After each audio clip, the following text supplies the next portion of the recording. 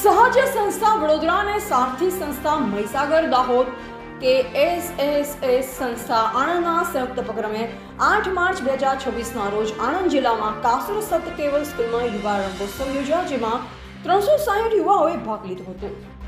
મહીસાગર, દાહોદ અને આણંદના યુવાનોના નેતૃત્વ, શીખ અને સામાજિક પરિવર્તનને ઉજાગર કરતો વિશિષ્ટ કાર્યક્રમ છે।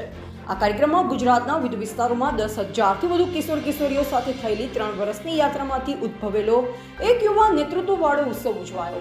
આ ઉત્સવમાં યુવાનોએ લીડ લઈ પ્રોગ્રામને સંચાલન જાતે કર્યું। આ કાર્યક્રમ દરમિયાન પ્રેરણાદાયક નાટક, સંગીત પ્રદર્શન, પેનલ ચર્ચા અને યુવાનોના પ્રેરણા મળે તેમજ રોજગારી અને સ્વાસ્થ્ય શિક્ષણ જેવો મંચ સ્ટોલ પ્રદર્શન ઊભા કરવામાં આવ્યા, જેમાં જીવન કૌશલ્ય, લૈંગિક અને પ્રજનન સ્વસ્થ અધિકારો, લિંગ સમાનતા, સમુદાયમાં નેતૃત્વ જેવા વિવિધ યુવાલક્ષી પ્રશ્નો સમજાવવામાં આવ્યા। આ કાર્યક્રમમાં સમાજમાં વિવિધ ક્ષેત્રના પ્રતિનિધિઓ, નીતિ નિર્માતાઓ, શૈક્ષણિક સંસ્થાઓ, મીડિયા કવરેજ અને નાગરિક ઉપસ્થિત રહી યુવાનોને પ્રોત્સાહન આપવામાં આવ્યું। કાર્યક્રમની પૂર્ણાહુતિ યુવા મંચ, પીયર લીડર અને ગ્રુપના સભ્યો અને સંસ્થાના કાર્યકરના 3 સર્કલ બનાવી ભારતના સંવિધાન અને મૂલ્યોની સમજ આપી કેન્ડલ જલાવી પૂર્ણ કરવામાં આવ્યો। અહેવાલ V7 ન્યૂઝ ગુજરાત। મારું નામ પારગી લક્ષ્મીબેન શંકરભાઈ છે। હું દાહોદ જિલ્લાના ફતેપુરા તાલુકાના વાંગડ ગામમાંથી આવું છું। સારથી સંસ્થા સાથે જોડાયેલું છું। ત્યાં હું પહેલાં પીયર લીડર તરીકે કામ કરતી હતી અને અત્યારે યુવા મંડળ તરીકે કામ કરું છું।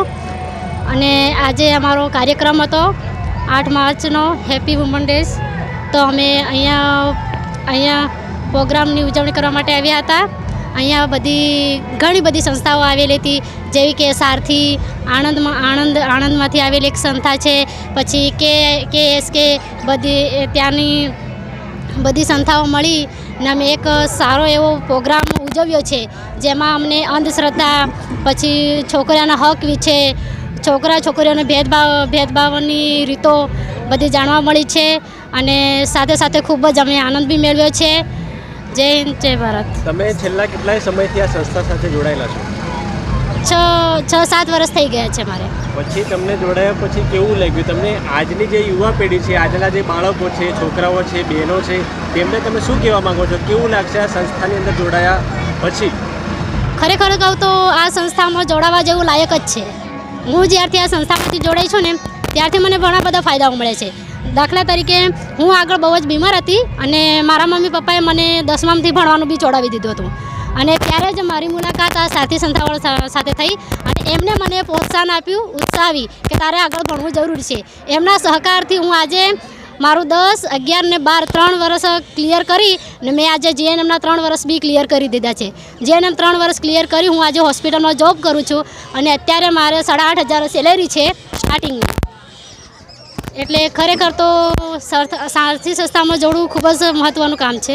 આજની જે યુવા પેઢી છે, જેમ કે છોકરાઓ છે, ખોટા માર્ગે ગેરમાર્ગે દોરાઈ રહ્યા છે, જેમ કે મોબાઈલની અંદર રીલ્સ ખરાબ બનાવી, દારૂના રવાડે ચડવું, વ્યસનના રવાડે ચડવું, તેમને તમે શું સંદેશો આપવા માંગો છો કે આવું ખરેખર કરવું જોઈએ કે ના કરવું જોઈએ? ખરેખર આવું તો ના કરવું જોઈએ, કેમ કે દાખલા તરીકે બીડી, સિગારેટ અને તમાકુ જે વ્યસન ખાવાથી ખુદને જ નુકસાન થાય છે।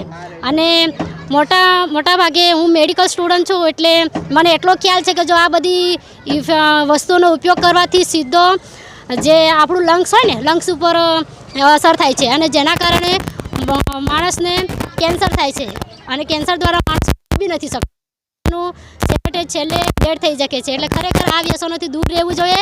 આ વ્યસનોને એનાથી મુક્ત કરી એને પોતાની જાતે મનાવીને એક અલગ દિશામાં જવું જોઈએ, આનાથી વિરુદ્ધ દિશામાં। ખૂબ સરસ, ધન્યવાદ।